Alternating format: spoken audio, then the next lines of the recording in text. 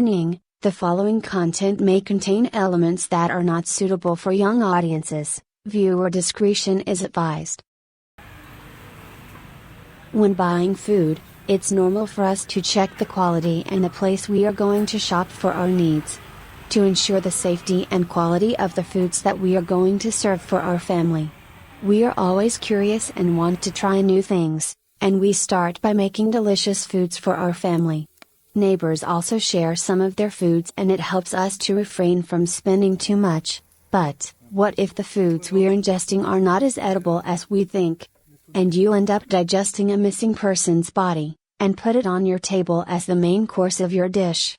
Will you be able to stand the truth, that your neighbor turns you to be an unsuspecting cannibal? Today in our case, we look into the history of Zhang Yong Ming, a serial killer who cooked his victims, fed some of the flesh to his dogs, and sell the other parts as ostrich meat. Now let's find out the real reason to his cannibalistic delicacies, and what drove him to do this horrific murders. Zhang Yong Ming, born on 1956, was a Chinese serial killer and cannibal. He was convicted and subsequently confessed to the murder of 11 males. Little is known about Yong Ming, but it is believed that he fed flesh from some of his victims to his dogs, and sold other parts at the local market, calling it ostrich meat. His method of killing are strangulation and dismemberment, because of the way he cannibalized his victims. Before he was arrested and convicted of intentional homicide in 1979, but was later released on September of 1997, after receiving sentence reduction. He was also given some land, near his village of Nanmen in Jinqiang Township, Jining County, China. Due to the gruesome and horrific crimes Yong Ming was attributed to, the court described him as extremely cruel based on the reports that he burned and dismembered his victims to destroy evidence. For the family of his victims, it was hard to imagine that one of your family member falls at the hand of a cannibal. Imagining the pain they felt and the horrific ordeal they've been to. Yong Ming allegedly mixed some of the victims' remains to his food, eat it and sell the other parts. Yong Ming was a quiet type of a person, and even though he was caught, he remained calm and silent. He had no remorse for killing all of his victims. For him, he only did what he can to survive, even if it means to slaughter and cannibalize many people.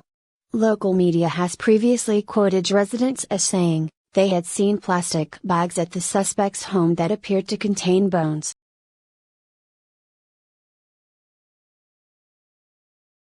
Yong Ming was found strangling a 17-year-old boy named Zhang Yong using a belt in December of 2011.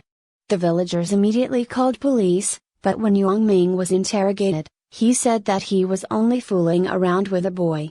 He was released the same day without any evidence, and this will lead the police to watch him, and connect Yong Ming to the murders that took place in the area. Sometime later he was arrested on charges of murder.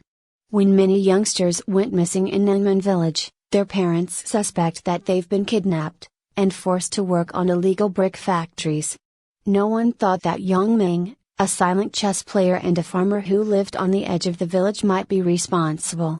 But on May 9, when police are investigating the disappearance of 19-year-old Han Yao, they found his bank and telephone cards inside Yong Ming's house.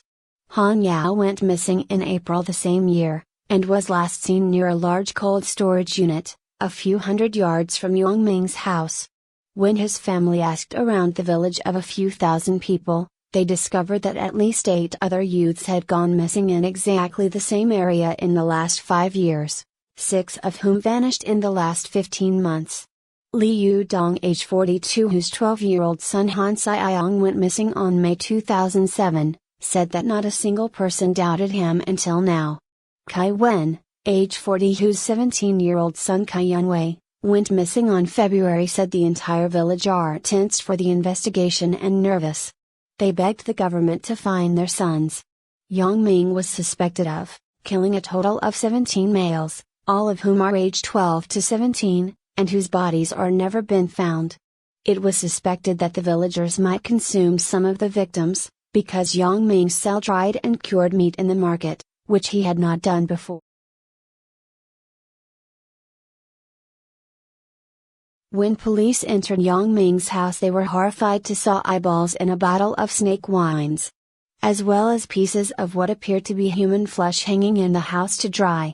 Yong Ming's place was a real nightmare for the police officers who investigate his home. This brought a lot of evidence against him, and he was immediately brought to court, to face charges.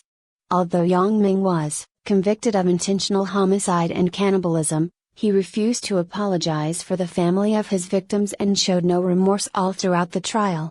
He was executed and given the death penalty. He died on January 10, 2013. Yong Ming's arrest took so long even though he was on the death penalty before for the same crime. 12 police officers were either disciplined or fired, for ignoring the rising number of missing persons report. They were also slow in investigating and searching his house, when at least 20 people started to go missing since 2007. Out of the 20 people, they only linked 11 victims to Yong Ming. The Jining police chief, A.K.A. Ming, and the head of the Jinchang Township Police Station, Zhao Huaiyan, were both dismissed in the office. It's hard to imagine that one of your family member were killed, sold, and eaten. It's very painful to even remember what kind of hell they went through. We may never know if he really sold some parts of his victims to the market, or if it's true that he fed some of it to his dogs. As for his background, and based on investigations, he burned evidence. Yong Ming never spoke about his true intentions in killing all his victims. Even the day of his sentencing, he kept silent. He gladly accept his punishment, and die in prison for the crimes he committed. We will never know what went through the mind of China's cannibal killer. What do you think? Did Yong Ming deserve his punishment? Is he a monster? A serial killer? Or a born criminal? Comment down below your thoughts and opinion. That's all, folks. See you in our next criminal video.